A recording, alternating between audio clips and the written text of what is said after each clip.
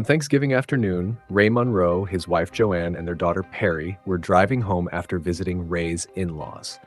The atmosphere in the car was tense. The couple argued about their impending divorce, while Perry, in the back seat, tried to escape by listening to music through her headphones.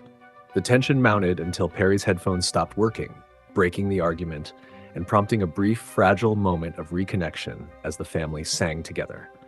Soon after, Perry asked to use the restroom. Ray pulled into a gas station. Joanne went with her while Ray stepped inside the store to buy batteries, coffee, and a soda. Short on cash, he left the batteries and instead bought 2 bottles of alcohol for himself. Back at the car, he lied, saying there were no batteries available. At that moment, Perry realized she had left her makeup mirror in the restroom, so Joanne went back to look for it. While searching under the seat, Ray spilled his coffee and got distracted.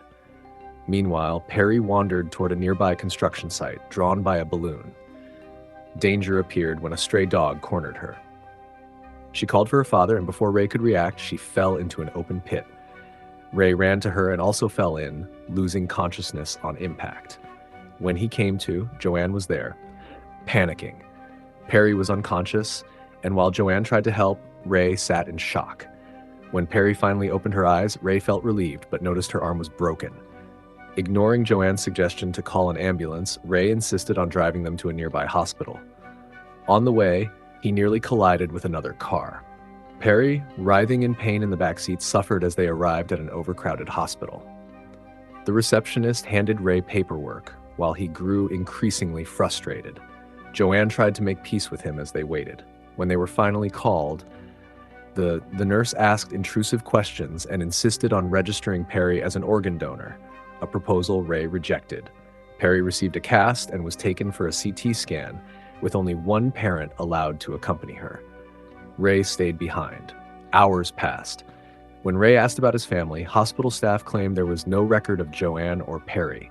None of the employees on the next shift recognized them.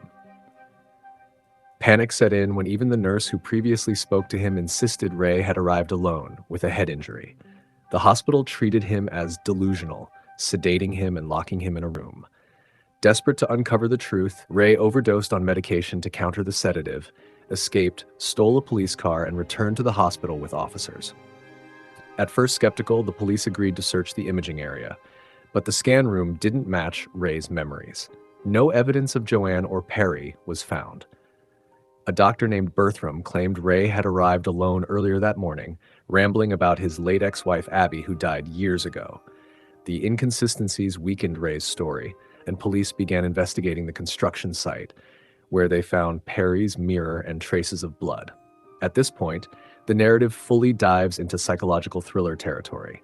The police suspected Ray in the disappearance of his wife and daughter. A psychiatrist, Teresa Jacobs, confronted him. Ray confessed his guilt over Abby's death years earlier in a drunk driving accident he caused. His distorted memories unraveled. The police found more evidence at the construction site, escalating tensions. In a breakdown, Ray grabbed an officer's gun, took the psychiatrist hostage, and stormed the hospital, convinced his family had fallen victim to an organ trafficking conspiracy. In a tense, conspiracy-driven climax, reminiscent of films like Prisoners, 2013, Ray disguised himself as a doctor, eliminating anyone who stood in his way. In the basement, he uncovered grotesque evidence of organ trafficking. He rescued 2 surgery patients, believing them to be Joanne and Perry, and escaped. Inside the car, as he sang to soothe his supposedly injured daughter, the camera revealed they were actually 2 strangers. The illusion shattered for the audience, but not for Ray.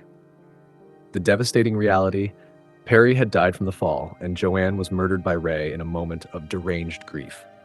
Unable to cope with the guilt, Ray created a false narrative in which he fought to save his family.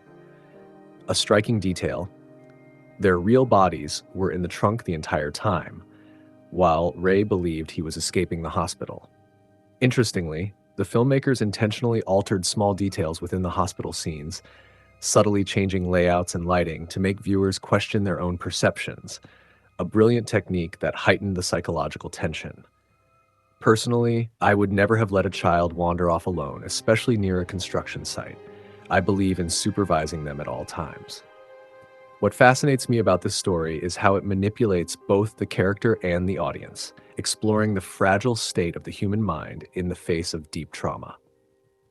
Now, for those who've seen the film or plan to watch it, do you believe Ray experienced a complete psychotic break, or was there really a conspiracy behind it all? Let me know your thoughts. Thanks so much for supporting these videos. It's helped me stay consistent with uploads. You're all fantastic. Have a great day, and I'll see you in the next one. Se quiser, posso